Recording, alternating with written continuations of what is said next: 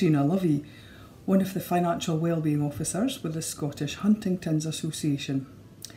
Our Financial Wellbeing team provides advice and support for families affected by Huntington's disease. In today's episode, we'll be discussing financial wellbeing and the steps you can take to improve your financial wellbeing.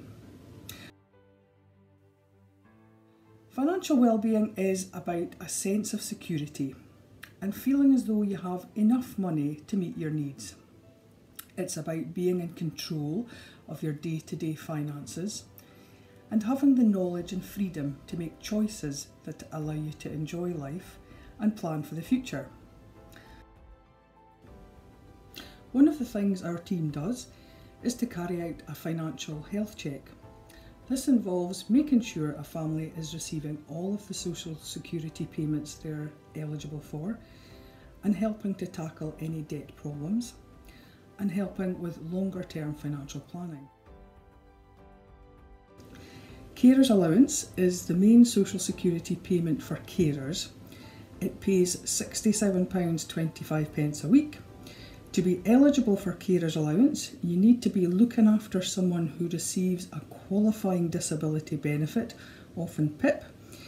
You need to be looking after the person for 35 hours a week, and looking after can mean emotional support, practical support like helping prepare a meal, and just generally keeping an eye on them.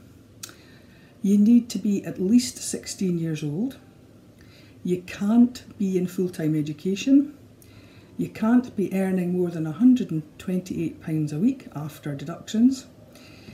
So there are limitations in terms of who can qualify for Carers Allowance, and I know it's a common complaint for unpaid carers that they often don't meet the criteria for Carers Allowance, and they feel that there's very little acknowledgement of the care and commitment they offer to their loved ones, and I have a lot of sympathy with that.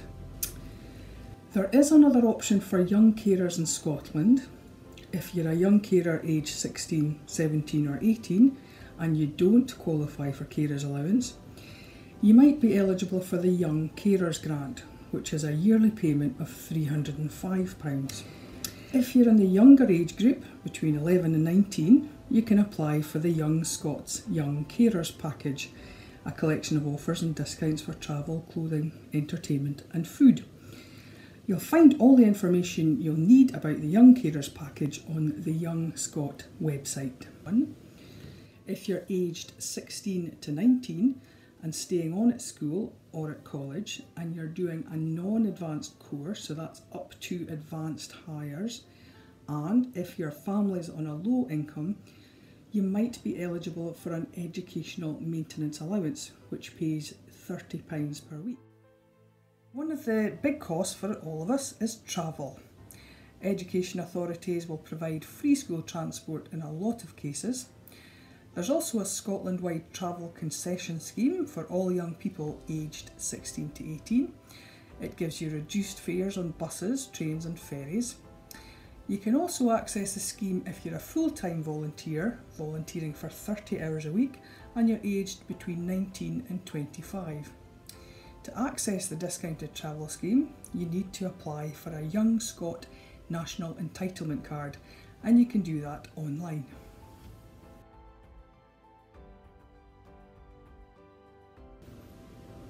Another important aspect of financial wellbeing for young people is student funding. There can be a lot of costs involved when studying at college or university, including tuition fees, accommodation, books and general bills. The financial support that's open to you will depend on your eligibility, circumstances and where you're going to study, but might include tuition fees. If you're at college, a bursary of up to £2,000 or just over £8,000 for care experienced students. And there's a student loan if you're at university of up to £6,750 to help with accommodation and living costs. And there's support for additional learning costs if you have a disability. Students who are thinking about a student loan will be wondering about paying it back. Generally, you start repaying the student loan after you leave your course, and when you're earning over £18,330 a year. If you're working, it's a good idea to check your payslip to make sure you're being paid the correct amount and to check you're paying the right amount of income tax and national insurance contributions.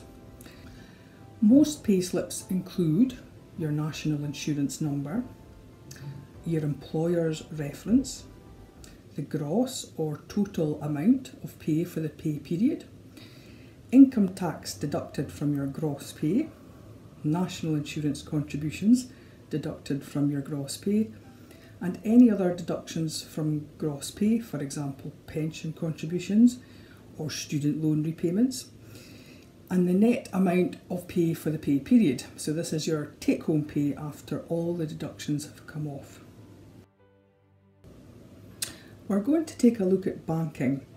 Most people use a current account with a bank or building society to manage their day-to-day money.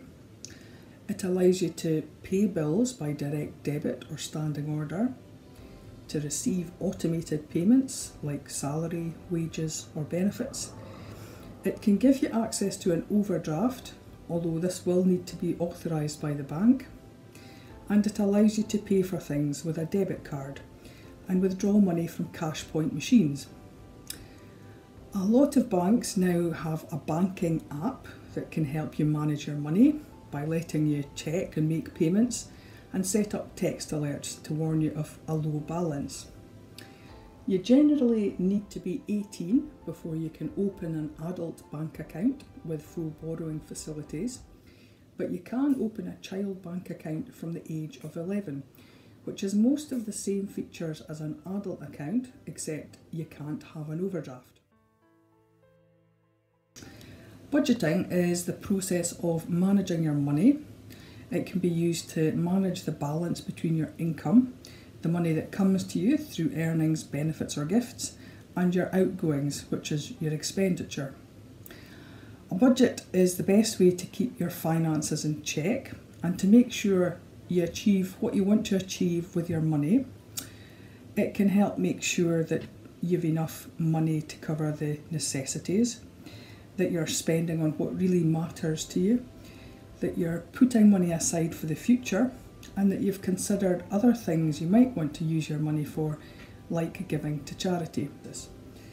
And some tips for managing a budget: if you can look more than just 1 month into the future, the further ahead you're able to plan a budget for, the better. Remember to update your budget to include costs around key events like birthdays and Christmas. Use your bank statements to monitor your actual spending. If you can do this in real time using mobile or online banking rather than at the end of the month, even better. The Money Saving Expert website has a really useful budget planner that you can download and use to help you work out how much you spend and how much you can save. There's also some tips there about what you can do if your outgoings are more than your income. But remember, if you're struggling to make ends meet and you've always got a deficit budget, so more going out than coming in, please get in touch with the Financial Wellbeing team and we'll be able to work through a financial health check with you and see if we can increase your income or help to make savings. We've had a wee survey through the world of financial wellbeing, and here's my top tips. 1. Do a financial health check. Check entitlements, tackle debt, and think about the long term. 2. Be aware of financial support for young carers, children and students. 3. Check your payslip. 4.